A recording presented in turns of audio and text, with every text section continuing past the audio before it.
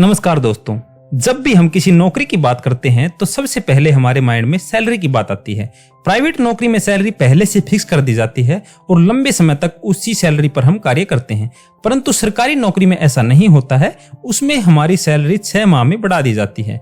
हमारी सैलरी बनाने का कार्य क्लर्क द्वारा किया जाता है, जो कि पे मैट्रिक्स द्वारा हमारी सैलरी को कैलकुलेट करता है और उसे हमारे अकाउंट में ट्रांसफर करता है। तो आज की इस वीडियो में हम यही जानेंगे कि हमारी सैलरी कैसे बनती है, कैसे उसे कैलकुलेट किया जाता है, बेसिक पे क्या होती है, अलाउंसेस और डिडक्शंस क्या होते हैं। तो चलिए शुरू करते हैं।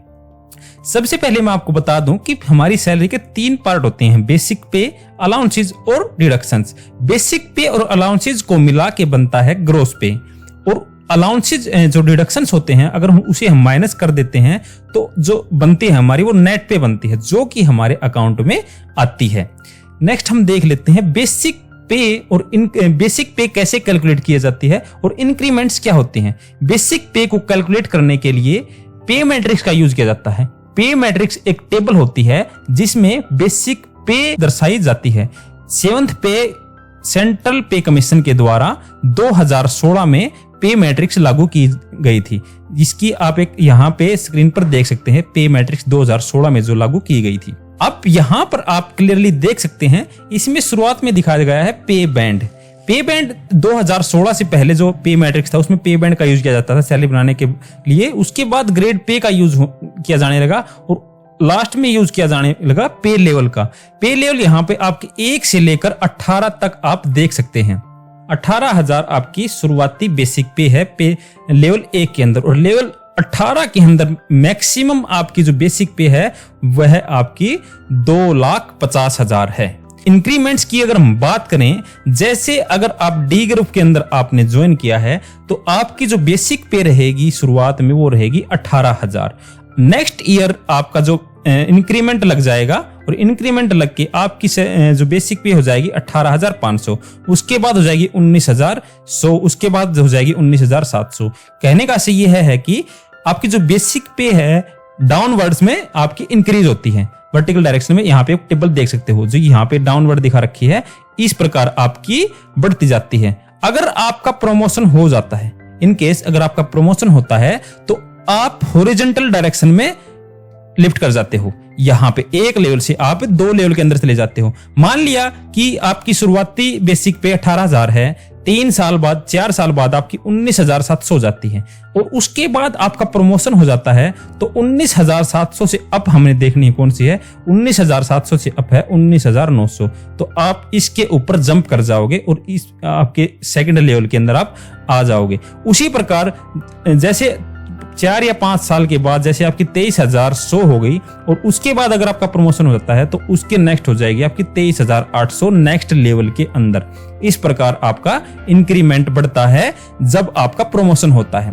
और जब सिंपल आपका इंक्रीमेंट बढ़ता है प्रमोशन के बगैर जब आता है डाउनवर्ड, और जब आपका प्रमोशन होता है जब आता है हॉरिजॉन्टल डायरेक्शन में आगे की साइड। अब नेक्स्ट हम बात करते हैं अलाउंसेस की। अलाउंसेस कौन कौन से होते हैं? अलाउंसेस की संख्या बहुत ज्यादा है, 20 से लेकर 23-40 तक अलाउंसेस होते हैं, जिनमें से जो सबसे इंपॉर्टेंट होते हैं डियरनेस अलाउंस होता है, महंगाई भत्ता, हाउस रेंट अलाउंस होता है, और उसके बाद ट्रांसपोर्ट अलाउंस होता है, डीए ऑन टीए के ऊपर भी डीए मिलता है आपको, रिस्क अलाउंस होता है, जो एम्प्लॉयज डिफेंस से संबंध रखते हैं उनको ये दिया जाता है, मेडिकल अलाउंस भी उन्हीं को दिया जाता है, स्पेशल अलाउंस भी होता है। कुछ पोस्ट के लिए जो हायर पोस्ट होती है उनके लिए स्पेशल अलाउंसेस भी होते हैं। जो डियरनेस अलाउंस होता है आपका वो एट प्रेजेंट 38% दिया जाता है। आज की डेट में 38% डियरनेस अलाउंस दिया जाता है। अब डियरनेस अलाउंस कैसे घटता बढ़ता है? हर 6 महीने में डियरनेस लेवल चेक किया जाता है, सरकार के द्वारा मापदंड के द्वारा चेक किया जाता है, उसके हिसाब से यह लेवल बढ़ा दिया जाता है। अब इसका लेवल 38% है, अगले 6 महीने में ये 3 से 4% और बढ़ जाता है। अब नेक्स्ट आपका एचआरए है। एचआरए फिक्स होता है 9%, 18%, 27%। आपकी सिटीज होती हैं जो एक्स, वाई और जेड, उनको इस प्रकार बांटा गया है। एक्स सिटीज होती हैं जो महानगर होते हैं आपके, दिल्ली, मुंबई, कोलकाता, चेन्नई, इस प्रकार जो महानगर हैं उनको उनमें मिलता है आपका 27% एचआरए। और उसके अलावा जो छोटे महानगरों से छोटे जो नगर होते हैं उनमें मिलता है 18% HRA, और जो उसके नीचे जो सारे के सारे बचते हैं उनमें मिलता है आपका 9% HRA। तो इस प्रकार आपका HRA दिया जाता है। उसके बाद आता है आपका ट्रांसपोर्ट अलाउंस। ट्रांसपोर्ट अलाउंस इस प्रकार दिया जाता है 900, 1350, 1800, 3600, 7200। तो इस प्रकार दिया जाता है। अब 900 किसको मिलता है? जो लेवल 1 के अंदर, लेवल 1 और 2 के अंदर जो Y और Z सिटीज में से बिलोंग करते हैं जो एम्प्लॉइज, उनको दिया जाता है 900 रुपए। और 1 और 2 लेवल में जो X सिटीज से बिलोंग करते हैं उनको मिलता है 1350। उसके बाद लेवल 2 तक आपका 1800 मिलता है, लेवल 5 तक मिलता है, 5 से 7 तक मिलता है 3600, और उसके बाद मिलता है आपको 7200। ये होता है आपका ट्रांसपोर्ट अलाउंस। उसके बाद आता है आपका टीए ऑन डीए। 38% होता है टीए का। जितना भी आपको टीए मिलेगा, मान लिया आपको 3600 टीए मिलेगा, तो उसके ऊपर आपका डीए 38% और जुड़ जाता है। रिस्क अलाउंस आज की डेट में एट प्रेजेंट 5000 फिक्स किया हुआ है। मेडिकल अलाउंस भी आपको 1000 रुपए दिया जाता है। स्पेशल अलाउंस मेनली जो हायर पोस्ट होती हैं उनको मिलता है। उसके अलावा भी बहुत सारे अलाउंसेज होते हैं, यहां पर मैंने मेन अलाउंसेज आपको बताए हैं। अब उसके बाद हम चर्चा करते हैं डिडक्शंस के ऊपर। डिडक्शंस क्या होते हैं? जो हमारी कटौती होती है। अब सबसे पहले होता है एनपीएस, नेशनल पेंशन स्कीम। इसके अकॉर्डिंग आपको बेसिक और डीए को अगर प्लस कर दें तो उसका जो 10% बनता है वह आपका एनपीएस के तौर पर काट लिया जाता है। इनकम टैक्स एज पर रूल्स, अगर आपकी सैलरी 5 लाख से अप है, ऊपर जाती है, तो इनकम टैक्स आपका कटता है डिडक्शन में जो आता है। जीआईएस कटता है 30 रुपए। एफटीएस मतलब कि जो आपका ट्रांसपोर्ट के लिए आपके कुछ पोस्ट के लिए यह कटता है 100 रुपए पर मंथ कटता है। अब उसके बाद आता है सीजीएचएस। सीजीएचएस के अंदर आपका 250 रुपए, 450, 650 और 1000 रुपए इतने काटे जाते हैं। जो आपके 250 रुपए काटे जाते हैं वह काटे जाते हैं 1 से लेकर 5 तक जो लेवल हैं उनके काटे जाते हैं 250 रुपए।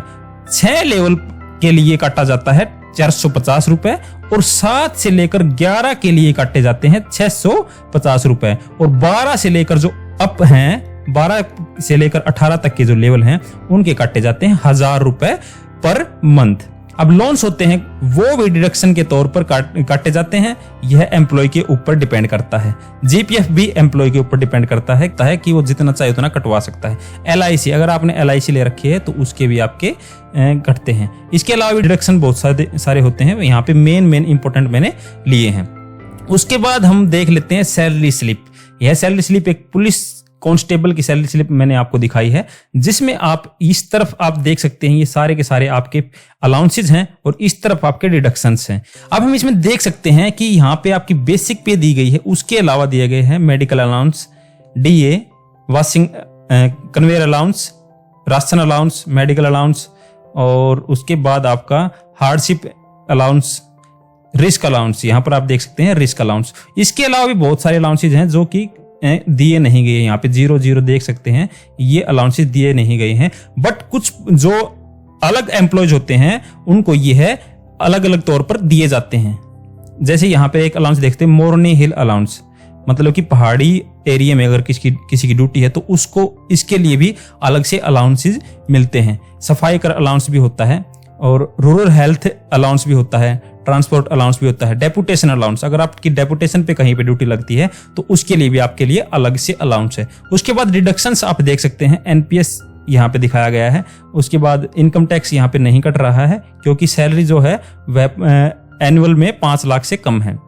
वेलफेयर लोन डिडक्शन 3800 रुपए, और उसके बाद वेलफेयर फंड सब्सक्रिप्शन 100 रुपए, एफटीसी 120 रुपए, अदर डिडक्शंस हैं 55 रुपए, और इसके अलावा भी आप सारे के सारे यहाँ पे जीआईएस भी देख सकते हैं। तो इस प्रकार सारे के सारे आपके डिडक्शंस होते हैं। अगर आप बैंक लोन लेते हैं, जैसे स्कूटर एडवांस, कार एडवांस, ये सारे के सारे अलाउंसेज आपके दिए गए हैं तो आपके यहाँ पर शो कर दिए जाएंगे जो कि आपके डिडक्शन पे आएंगे। नीचे दी गई है आपकी ग्रोस पे, सारे के सारे अलाउंसेज और बेसिक पे को मिलाकर जो बनती है आपकी ग्रोस पे। और उसके बाद अगर हम ग्रोस पे में से डिडक्शंस, टोटल जो डिडक्शंस आपके 7315 यहाँ पे दिए गए हैं, अगर इसमें से इसको अगर माइनस कर देते हैं तो हमारी जो सैलरी बचती है 31,737 रुपए, जो कि हमारे अकाउंट में ट्रांसफर कर दी जाती है। नेक्स्ट हम देख लेते हैं कैलकुलेट कैसे करते हैं सैलरी को।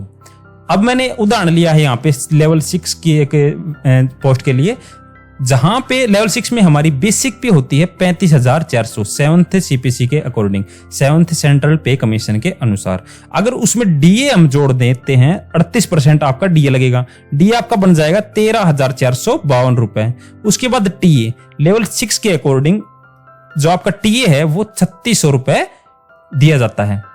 डीए ऑन टीए आपका 3600 का 38% हो जाता है 1368 रुपए। उसके बाद एचआरए अगर हम एक्स सिटी के लिए तो आपका 9,558 रुपए हो जाता है, और ग्रोस पे आपकी टोटल सबको मिलाकर बन जाती है लगभग 63,378 के आसपास। अब इसमें सारे के सारे अलाउंसेज मैंने नहीं जोड़े हैं, इसलिए इसको लगभग मैंने बोला है। अब उसके बाद कुछ डिडक्शंस होते हैं। डिडक्शन में एनपीएस कटता है आपका, अगर आपकी जो बेसिक और डीए को मिलाकर उसका अगर हम 10% करें तो आपका बन जाता है 49,900। ये कटेगा। सीजीएचएस कटेगा आपका 450 रुपए, जो कि लेवल 6 के लिए कटता है। उसके बाद सीआईएस के लिए कटते हैं आपके 30 रुपए। तो कुल मिला के आपकी नेट पे हो जाती है, जो ग्रोस पे में से इन तीनों को माइनस करें तो 57,998 रुपए आपकी नेट पे हो जाती है। इसके लगभग आपकी हो जाएगी, क्योंकि यहाँ पे अलाउंसेज और रिडक्शन सारे के सारे मैंने कैलकुलेट नहीं किए हैं। Thank you very much. यही तक थी हमारी वीडियो के माध्यम से अगर आपको अच्छी जानकारी मिलती है तो हमारे चैनल को जरूर सब्सक्राइब करें। Thank you very much. Have a nice day.